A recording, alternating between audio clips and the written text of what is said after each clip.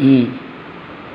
তোমার যখনই রাম দুর্গা পুজো করতে নিয়েছিল, তাই মহামায়া তার সাথে ছলনা করেছিল, একটা পদ্ম তুলে নিয়েছিল।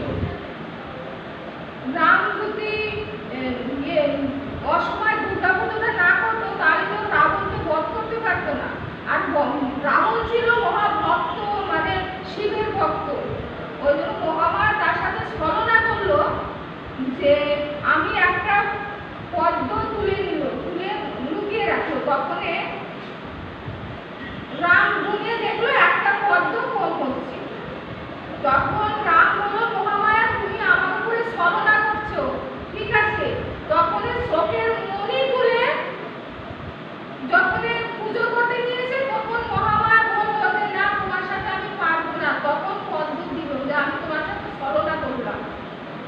কিন্তু সেই দেবীকে যদি আজকে কিছু মৌলবাদীরা বলে আমরা পুজো করতে দেব না, মূর্তি ভেঙে ফেলে দেব, সেই সনাতনী ধর্মকে বললাম যে তোমরা ঘট থাকবে, ঘরতেই পুজো করবে, কিন্তু করবে।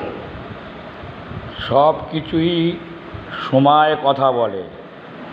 গায়ের রক্ত গরম আছে, ভেঙে চুরে তছনছ করে দিতে পারে।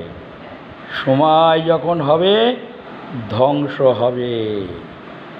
যত বাড়বে তত পতনের কারণ হবে।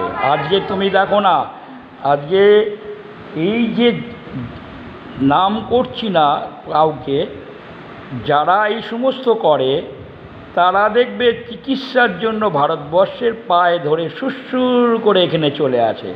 কিন্তু আমাদের ভারতবর্ষের লোকরা কিন্তু ওরকম নয়।